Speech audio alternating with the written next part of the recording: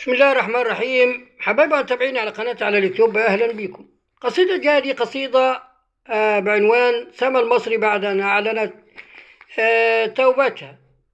سبحان الله، إنك لن تهدي من أحببت ولكن الله يهدي من يشاء.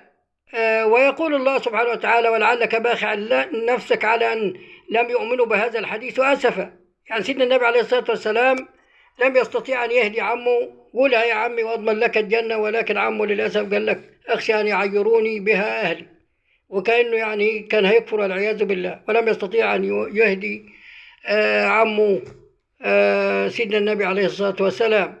ولكن سبحان الله، وكأن سما كانت تنوي التوبة، فربنا تاب عليها وهداها وبكت وندمت على كل ما، وتتمنى أن ربنا يجمع فيديوهاتها اللي هي كانت فيديوهات عرية طبعا. وزي ما شفتوا كان ليها قناة الأول، وكانت معادية الإخوان، وكانت بتغني. كان ليها قناة اشتغلت فترة طويلة بعد ما قفلها لها المستشار مرتضى منصور. كان ليها قناة، أنا مش متذكر القناة، وكانت يعني كنت مرة كتبت فيها حاجة زمان، كانت نازلة عضوية مجلس الشعب، وكانت رمز السكينة. يعني مش عارف ليه اخترت السكينة، حاجة غريبة. فكان طبعا كنت بشوف القناة، وكنت بشوف شكلها شكل يعني حاجة غريبة. كانت سما غير سما دلوقتي، اتحجبت بسم الله ما شاء الله وبقت جميلة، أجمل من العري والفسق والحاجات اللي كانت بتعملها. حتى كنت كتبت فيها، فكنت زمان قلت فيها: يا سما انت سما بس انما لو تبطل همهمة ولو تبطل رمرمة كانت كل الناس تحبك ويكرهوا الإخوان عامة. يا بنت بطل عضعضة، وليه تعادي مرتضى، وليه بتنطح في القضا، مش عارف، وغيري اسمك لهالة واختاري رمز الغزالة، حاجات زي كده. يعني أنا مش فاكر القصيدة اللي كنت كتبتها، لأنها كانت مرشحة لعضوية مجلس الشعب، وكان كثير التريقة عليها. يعني ناس كثيرة جدا اتريقت على أن سما كانت نازلة لعضوية مجلس الشعب، مع رغم أنه هو مش حكر على حد، بكف النظر عن هو إيه، ما كله بيخش مجلس، أي حد بيخش. لو حرامي معاه فلوس هيخش، تاجر سلاح بيخش، تاجر مخدرات بيخش، وخاصة الناس اللي معها فلوس منين مش مهم. يعني مجلس الشعب ما هوش حكر على حد. ما لا يمنع منه إلا الراجل الفقير بس، فقط لا غير، معاه فلوس حتى يعمل يافطة. هيخش إزاي؟ يعني ما حدش هيديه. ما حد يعني تقول لي راجل فقير يخش؟ لا، مهما بلغ من العلم يكفي يكون علمه زي علم الخضر بتاع قصة سيدنا موسى. يعني يكفي يكون علمه بقدر علم الخضر اللي هو كان مع سيدنا موسى، السفينة وغير السفينة والحاجات ده كلها اللي انتوا عارفين.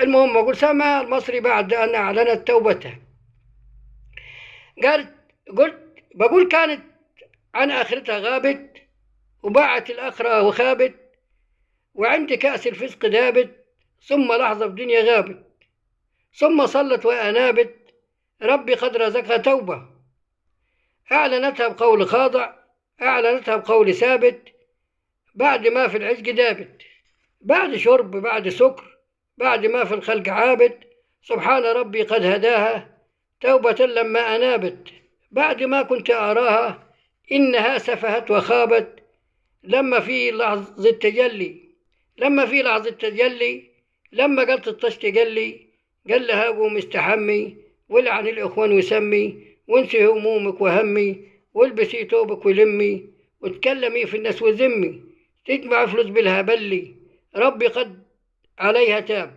ربي قد عليها تاب، وهداها إلى الصواب، بعد أن لبست حجاب، بعد أن قرأت كتاب، بعد أن ربي هداها للرجوع إلى الصواب، سما أعلنتها توبة لا رجوع فيها وأوبة، أعلنتها بصوت حاني، مش هعود للفزق تاني، حتى لو كان نتسواني، إني تبت قد تراني، وقد ندمت على الأماني، وأرى الفسق أغاني، كل ما في الدنيا ذاهب، كل ما في الدنيا فاني، كل ما في الدنيا ذاهب، كل ما في الدنيا فاني.